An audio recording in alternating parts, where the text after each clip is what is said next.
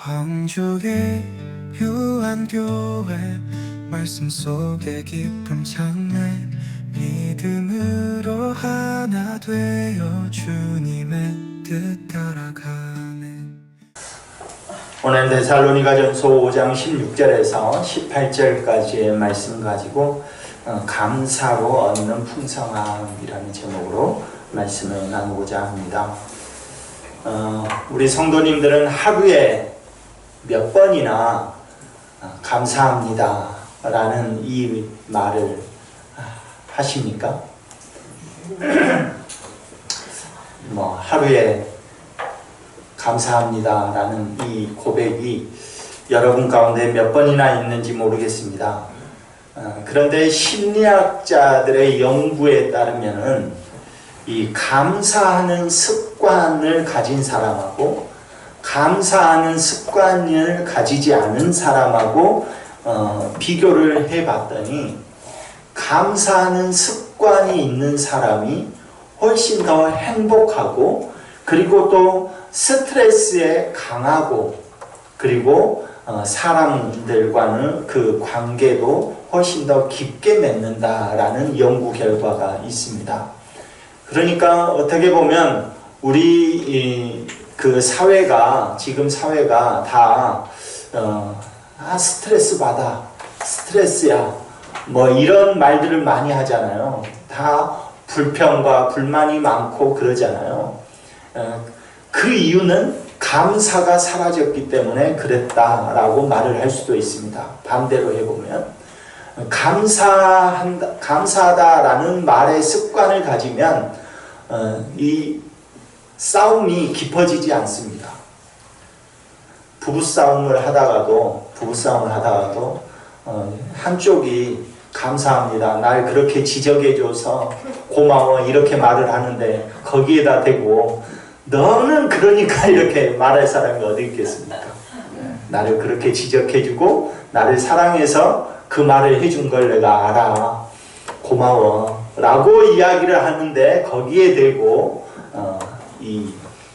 너는 그것이 문제다 라고 계속 더 깊이 추궁하면 그 사람과는 어떻게 해야 됩니까? 어떻게 손절을 합니까? 부부간에. 감사합니다 또 해야지. 그런 것입니다. 그러니까 감사는 어떻게 보면 감사하는 마음이라는 것은 우리 마음을 긍정적으로 변화시키는 힘이 있다라고 말을 할 수가 있습니다. 오늘 본문 내용 우리가 함께 읽었지만 이 데살로니가 전서는 사도 바울이 데살로니가 교회 성도들에게 보낸 편지입니다. 그러니까 데살로니가 교회 성도들에게 보낸 편지인데 그 데살로니가 교회 성도들이 지금 처해 있는 상황이 어쩌냐 하면 예수를 믿는다는 것 때문에 나 예수님을 믿어 라는 이 고백 때문에 심한 박해를 받고 핍박을 받고 있는 상황입니다. 우리가 그 예수를 믿는다는 것 때문에 탄압을 받게 되면 단절이 되어지게 됩니다. 사회와 또 가족 간에 단절이 되어져요. 우리가 지금 오늘날에도 이슬람 문화권에서 예수님을 믿는다 하면 어떻게 됩니까? 그 사람은 사회와 완전히 단절될 뿐만 아니라 가족 간에도 단절이 됩니다. 그러면 그 사람이 어떻게 삽니까? 그러니까 당연히 어떻게 되죠? 사회에서 고립되기 때문에 경제적으로 어렵습니다. 경제적으로 어려운 것이 사실입니다. 예수님은 모든 문화가 지금 이슬람 문화권인데 예수님을 믿는다고 공개적으로 표방하는 그 사람에게 누가 물건을 사겠습니까? 그런 거거든요. 그러니까 지금 사회적으로 고립됨과 동시에 경제적으로 굉장히 어려운 상황에 처해 있는 것입니다. 그런데 그런 성도들에게, 그런 지금 데살로니가 그 성도들에게 사도 바울이 편지를 썼는데 뭐라고 하냐면 항상 기뻐하라, 쉬지 말고 기도하라, 범사에 감사하라. 여러분이 지금 이런 상황에 처해 있다고 생각해 보십시오. 우리가 단기 선교를 갔을 때 이슬람 문화권으로 단기 선교를 갔어요. 갔는데 그곳에서 진짜 고통받고 힘들어하는 그 사람들, 예수 믿는 사람들에게 설교자가 앞에 서가지고 그래도 기뻐하십시오. 그래도 기도하십시오. 그래도 감사하십시오. 이렇게 이야기한다고 해보십시오. 그럼 여러분 어떤 마음이 들겠습니까? 여러분 어떤 마음이 들겠어요? 여러분은 이제 예수 믿는다는 것 때문에 고통을 받아보지를 않았기 때문에 어쩐지 모르겠습니다만은 그 사람들의 마음에는 도저히 받아들일 수 없죠. 그런데도 불구하고 사도 바울이 지금 그 이야기를 하는 겁니다. 항상 기뻐하라. 지금 경제적으로 어려운데 기뻐하라고 이제 이렇게 생각되어지죠. 쉬지 말고 기도하라.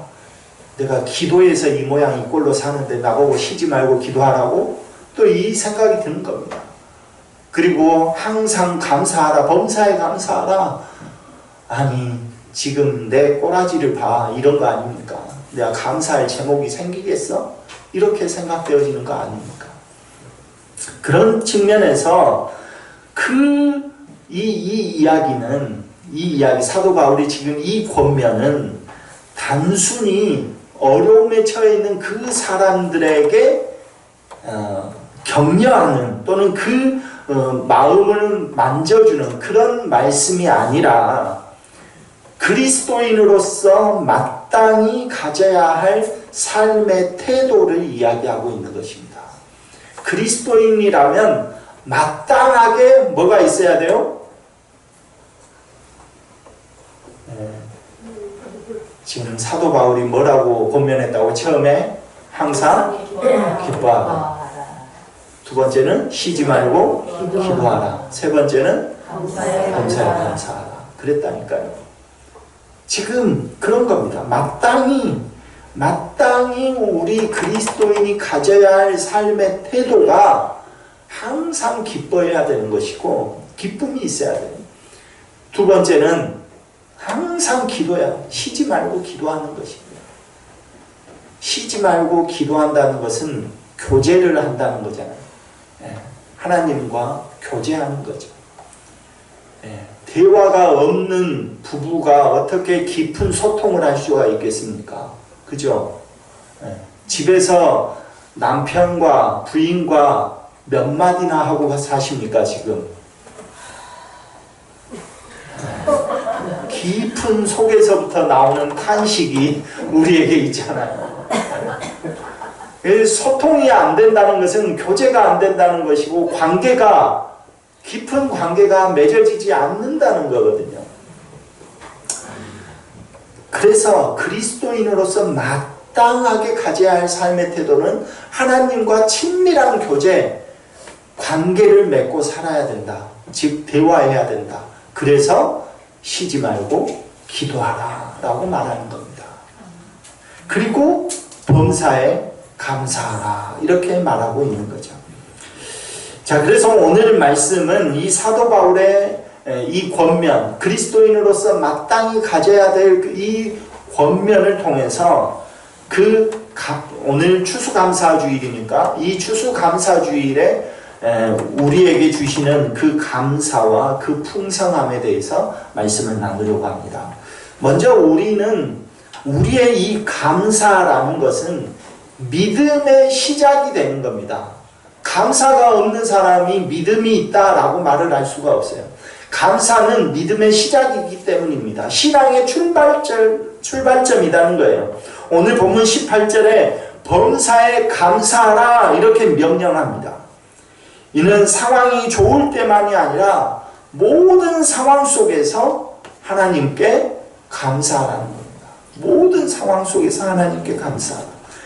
지금 데살로니가 성도들이 처해 있는 상황은 핍박과 박해로 인해서 경제적으로 어려움에 처해 있습니다. 그런데도 불구하고 사도 바울이 말합니다. 범사에 감사하라.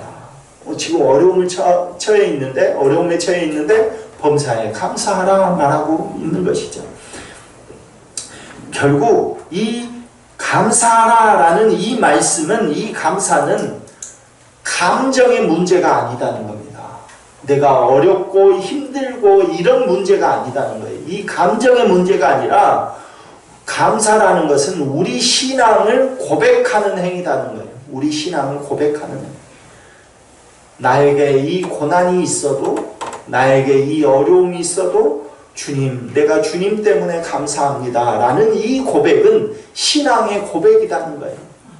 이 신앙이 없는 사람은 나에게 힘들고 어려우면 어떻게 해요? 하나님이 무슨 소용이 있어? 하고 어디로 갑니까?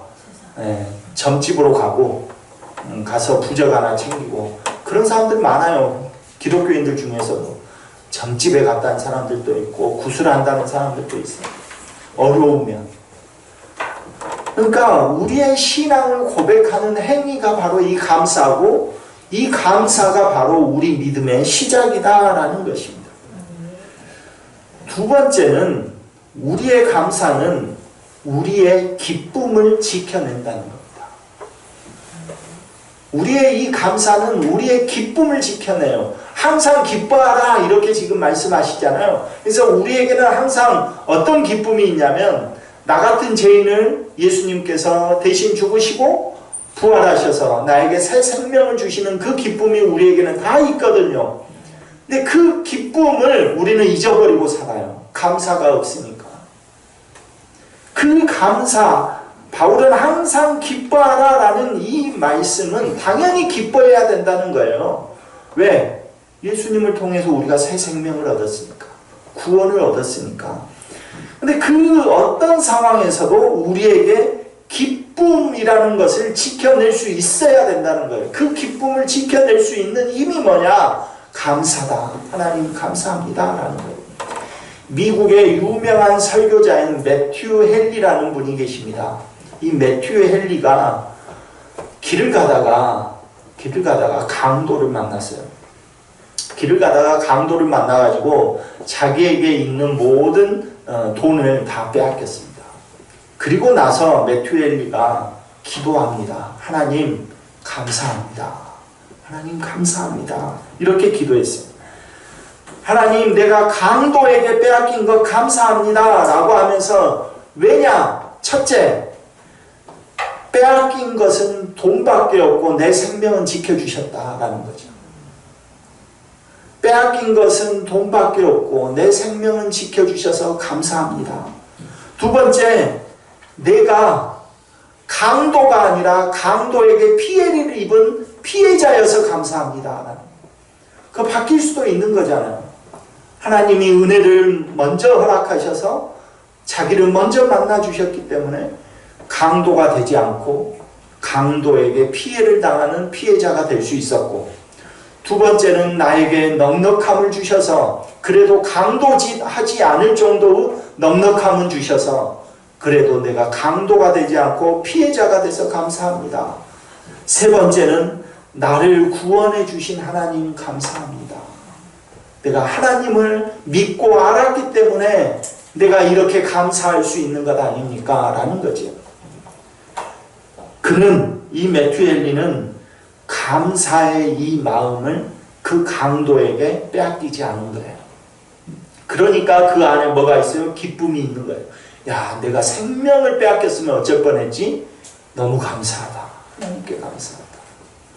그러니까 감사의 마음 때문에 하나님이 자기에게 허락하신 그 기쁨을 지켜낼 수 있었단 말이에요. 마지막으로 우리의 감사는 뭐를 가져오냐면 축복을 가져옵니다. 우리가 하는 감사는 축복을 가져와요. 누가복음 17장에 보면 진짜 이 세상에서 가장 불쌍한 인간들 10명이 나옵니다. 나병 환자 10명이에요. 오늘날은 그래도 치료받을 수 있는 곳이 있어서 다행이지만 그 당시 2000년 전에는 나병 환자 하면 하나님이 벌을 줘서 지금 저렇게 병을 얻고 죽을 사람 해가지고 동네에서 쫓아냈죠. 예전 우리나라도 그랬잖아요. 동네에서 쫓아냈습니다. 완전히 단절된 삶을 사는 10명의 나병 환자가 예수님을 찾아옵니다. 그래가지고 예수님을 찾아와서 자신의 병을 고쳐달라고 합니다. 그때 예수님께서 그 10명의 나병 환자들에게 너희 몸 깨끗하게 될 거다 하고 이 제사장에게 너희 몸을 보이러 가라 라고 말을 해요. 왜냐하면 그 당시에는 제사장이 그들의 몸을 확인하고 깨끗해졌다라고 확인을 해줘야 다시 마을로 들어왔거든요. 그러니까 그 제사장이 가는 길 도중에 이 10명의 나병 환자가 어떻게 됩니까? 자기의 몸을 봤더니 깨끗해진 거예요. 몸이 깨끗해졌어요.